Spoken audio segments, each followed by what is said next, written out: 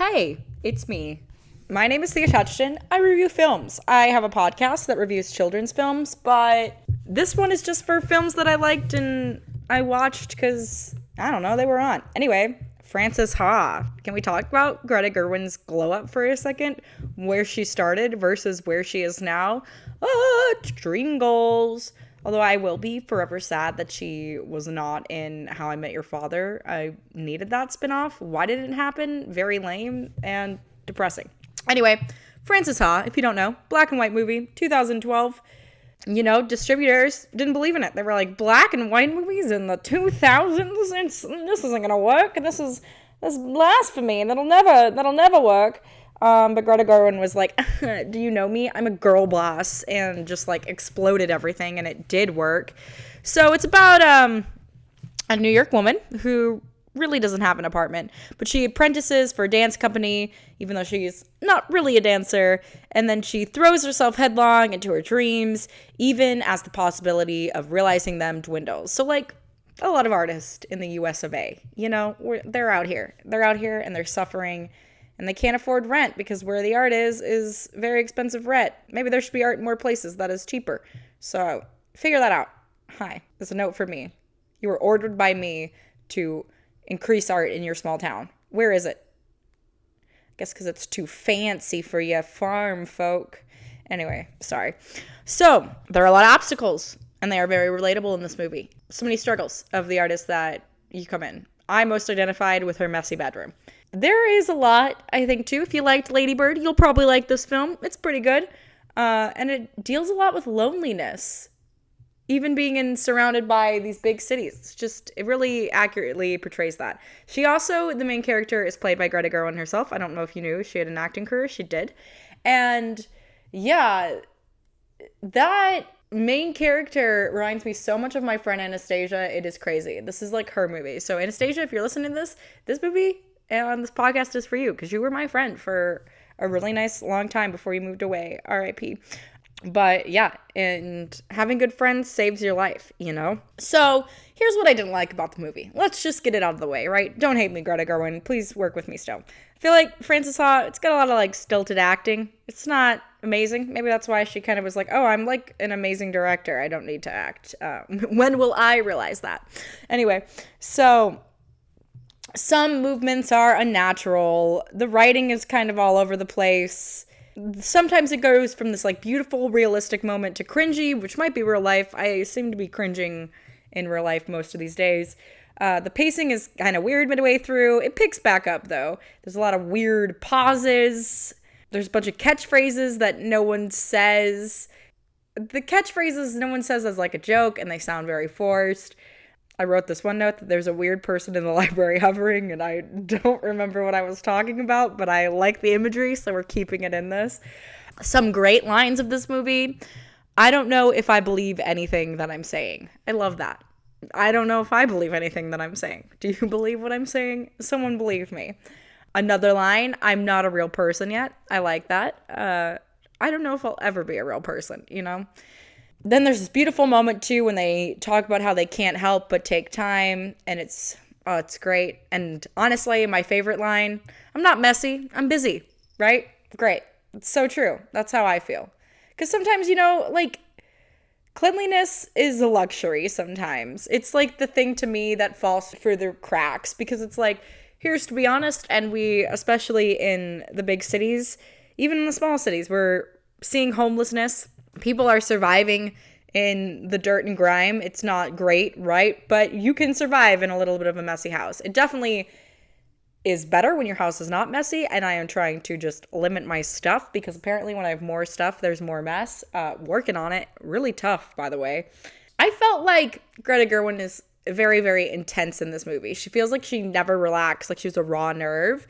I get that from a lot of her films, though, so it just might be, you know, she's a type A. She's done so much more than I might ever do in my life. I hope it works out, but I'm slower. She's also soup's awkward. She's just a super awkward girl making her way in New York City, which is hard because I feel like you can't be awkward in New York. You just like have to be effortlessly cool. Same with LA, really, but like The Valley Girl thing is also, like, kind of awkward, but you look so beautiful, you don't care, you know? Couple of really bad lines, too. Sorry, I probably should have put this at the beginning. They go at one point, they're like, my phone has email. I love it. 2012, you guys. Not every phone probably had email back then. This is just me living it up in the present day, laughing at Blackberries. Remember when you had to, like, have an actual keyboard on your phone? Those were the days. Pressing in those, like, heartfelt texts. You felt them with your fingertips. You don't even get that now. You press against clean glass. It's not the same, babes. It felt like to me that the script was written by foreigners, but I don't think that's true. It's just an indie student. Also, my favorite bad line is, do you have any tunes? It's a jammer. Amazing. Beautiful. I feel like they just wrote that for fun and kept it in. Lots of relatable moments. At one point, she doesn't have enough money for dinner, so she runs for the ATM. Usually I'll maybe more of a diva, and I'm just like, pay for me, I'll pay you back, you know? I get so nervous about ATMs because I watched this video one time about how they have, like, little scanner things that are fake and that they can just steal your card information and thusly all your money. And it just, like, every time I go to ATMs, I think about that and I'm like, will this be the day I lose my money to identity theft? I also keep wondering if this movie is a gay movie in disguise. I can't decide. What do you guys think, you know?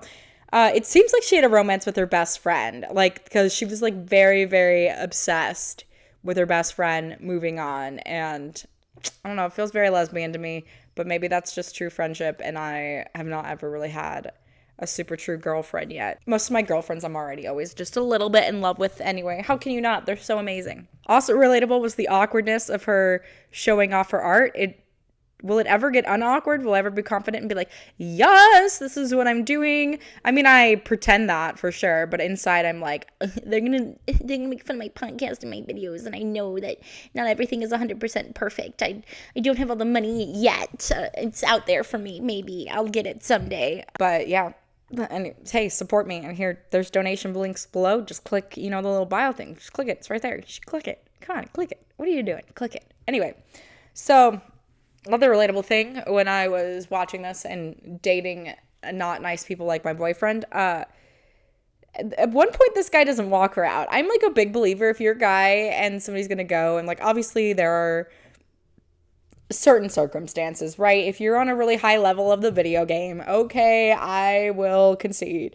But for the most part, you should walk the ladies out of your house. You should make sure they're safe, right? Let her get into her Uber or her car. Just be nice, right? Unless she like clearly is like, do not walk me out to my car, then obviously respect her. But if she doesn't say anything, walk her out. Just, hover a little bit.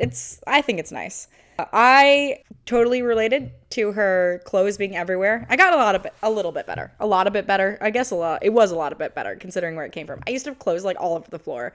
Like I'd have a wooden floor, but it would be carpet because I would just have my clothes on the floor. And then of course my cats would pee on them because my cats are evil. But now I've contained all of my clothes are in my closet or my drawer, and there I have like one little clothing chair. I gotta have the clothing on the chair. Because also in LA and probably in New York too, closets don't have lights and I'm blind and I can't see what I'm doing. So what's going on? Anyway, there's like this one straight couple at one point that like chokes each other, and the moment is so cringy and full of abuse to me. Just watch it. Tell me what you think. I'm scared, honestly. Oh, when she left her parents, because she like goes back home when she's like sad and not doing so well. Made me really sad, you guys. I miss my family sometimes. I know that the reality of living with my family would probably make me kill myself. I'm not even joking, unfortunately, but I still miss them, in our little codependent ways. I still like them. So it's definitely better to have a bit of a vacation and be my own person, but I still miss them. And I know that as complicated as things are, we're all rooting for each other. She also calls herself, I think, a geek in Paris, which would totally be me. I want to go to Paris so bad and be a geek there. Oh my goodness. She also lies about her success because, she's like embarrassed if she hasn't done anything big. It's so interesting because this is like how Greta Gerwig probably felt, right? She probably felt like she wasn't going anywhere, and now she's like a household name. Look at that, you guys. It's possible, right? Keep dreaming. She doesn't tell her friend she's in Paris, and she's like feels bad because she's not really good, but she wants to be, and it's like sad. That's tough. I feel like I'm really good at acting, but I'm like too ugly for what Hollywood wants. So you get me, YouTube. You get me and my lovely voice. Anyway. Then she's like lonely in Paris. That's my biggest fear. That's why I'm like, I want to go to Paris and it be romantic. Because I do not want to be in this like beautiful city of romance and be alone. I don't know. I can be lonely in America. Uber Eats the McDonald's, please. She like misses an important phone call all the time. I'm always so nervous about missing phone calls. I also hate answering the phone. So it's a double thing, you know? I get very much anxiety, thanks to my stepdad for traumatizing me. It's not really a genuine thank you. It's actually a thank you full of venom and wishing for his cancer to come back. Yeah, that's pretty awful to say, but it was also pretty awful to do what he did to a teenage girl, so that's just my opinion. Also, it's hard, too, because I don't really believe that he is a human. I have dealt with my grief by saying that he is a lizard person, so I'm really just wishing a lizard cancer, which also isn't very nice because I don't really want animals to have cancer. Anyway, whatever. It's not good. Don't wish even the people who hurt you cancer. I'm working on not wishing him, but it's just so evil, you know? You see evil and you're just like, can it just die? Can it just go away and die, please? Or be better, but the be better thing doesn't seem like it's ever happening. Abusive people, you know? Anyway, Frances Ha, that's what we were talking about, not my childhood. Always get off on those tangents. Anyway, I also related to her lack of confidence in choreographing things. Me in my mind, I'm like, I can choreograph this, and then I do it, and I'm like, can I do it? Maybe I believed too hard in me. And I liked the hesitation that she doesn't want to take an office job because what she wants to do is be an artist, and she's like worried that is settling. And I've like never really subscribed to that. I believe like life is art and that you can bring your creative thing and still make money. Obviously you can get caught into a system that you don't necessarily want to be in if you pick a job that's miserable, and unfortunately I think a lot of jobs are miserable. But yeah, it's a really hard challenge being an artist because what you want to do is lay around and create all day because that's just kind of how your soul is, and life ain't always like that. Life is about working for corporations that take your money and make everything worse. Yay! Yeah, the lying that goes on with her is pretty insane, and it's not really explained, but yeah, she just lies about everything, I think, to make herself seem more impressive and probably just to avoid a lot of questions and shame. It's very interesting. This movie definitely has a lot of themes of like what we will do to avoid shame. Hey man, I know that I've told a lie to avoid shame. It's not the best, but when you're in emotional turmoil and just making it, you know, like somebody ridiculing you for your truth is tough, and that's what people do, unfortunately. And maybe we should stop and be kind to the truth. Yeah, she just doesn't believe in herself, this main character, so, which is kind of nice because a lot of women characters nowadays are like so confident and, you know, just like flawless and so smart and so rich and so talented. And it's like, I kind of liked the girl characters that didn't start off that way. And it's honestly a more interesting movie of where they go. Because I also feel like most girls in our age don't always start off like that. Like I might have always been a kind of insecure person. And I think sometimes too, the journey of womanhood is like you're secure, you're not secure. I mean, I think that's the journey of life. I don't even think it's just gendered. I just need to stop gendering things. I'm unlearning too, you guys. So she returns to college because she's only 27, which honestly is very young, you know. I'm like still scared because I'm like, I'm 25 and I'm basically 30. And then I'm like, and even 30 is so young. And then I'm like, oh, 27's young. I don't make any sense. Anyway. And then she goes back to college, but because she's an RA, she can't do dance. And so it's like she can't even do the thing that makes her happy. So she kind of like goes to college, and it's a waste and a mistake. Because I think a lot of artists go back to college thinking that that's going to bring them the like break in their career. And it like, Like, depending on what college you go to, I think it can, and I think it can be like a fruitful thing and you can, get a lot of experience, but whew, the price tag, I don't know, honey. I don't know. Turns out that she's pretty good at being a waitress, which honestly, that is not an easy job. So kudos to that. I do not think I would be a good waitress. Look at me applying though, because I want a $15 an hour so that I can, I don't know, pay bills and stuff, afford healthcare because my body is trying to kill me. But, I got the message in childhood to die. So thanks, Mom and stepdad whose cancer is in remission. I guess he's not even my stepdad anymore. Ex-mom's ex-husband. Oof, and that miserable montage of her in school really hit me. That's how I felt, and definitely in high school. And honestly in college sometimes. School's not fun, and it's very much not like real life. Because you can't even afford to take a job. And most of the time, too, people are actually trying to over-explain things. And in real life, they hardly explain it all, and you have to figure it out, and then you do it wrong, and they're like, why didn't you do this? And you're like, well, you didn't explain it, but you can't say anything because you're not the boss.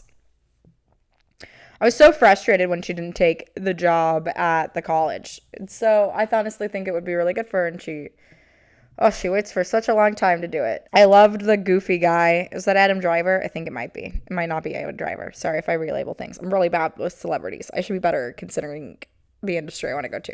I'm working on it. I think his name was Benji. The friend fight that they have too, some really good stuff. Very relatable. There's not always a lot of girl fights that I feel like are only made for males because they want like the pulling hair fit thing. So weird. I always want Greta Gerwig and Adam Driver to be more than they are in this movie. I want them to hook up and they don't. It's very interesting. This movie doesn't commit to a lot of things, which is also there in Frances Ha's problem, I also like the thing where they're like, being fired makes you cool. I think that probably is true in New York and LA. I don't think it's true anywhere else, and still probably looks bad. I don't think I've ever been fired. I've always just been a quitter. I guess I was let go, but also our show went on hiatus, so still feels like it was my fault that I didn't do enough. Yeah, and when she goes to Paris, she's like trying to find her place. I definitely feel like when I go to Paris, I'm going to try to find my place. I'm obsessed with France, though. I want to go to France so bad. And she was like very stressed out when her best friend was going to Japan. And then she ends up looking kind of like crazy and like a liar because of that. She also just like hates her former roommate. I've hardly had roommates, so I don't really have any like roommate horror stories, thankfully. But I honestly kind of always have wanted to live with roommates. But I've got 2 crazy cats, and they're a lot to ask for. There's a lot of beautiful moments in that relationship monologue at the end. Soup's famous. My worst nightmare would be going to Paris broke. I don't know how she did that because, that city is expensive. Also, it's so hard because she like could have taken that money and made a film. But she was like, nope, I'm going to travel instead. Which it is, like, traveling can be so good for art, but a gamble. I'm not. See, that's the whole reason I'm not traveling is because I'm not Soup's rich. But you're, like, always rooting for her because even though she's a liar, she's still, like, a good person. Like, she asks if people are okay, and she'll sit with people, and when they're upset. She also smokes, though, and it's really irritating because it's like, well, you probably would afford stuff if you weren't smoking. There's, like, stop it, like you don't need it. I understand that you feel like you need it, but you don't. Ooh, I just learned some tea too. So I guess Greta Gerwig sleeping her way to the top.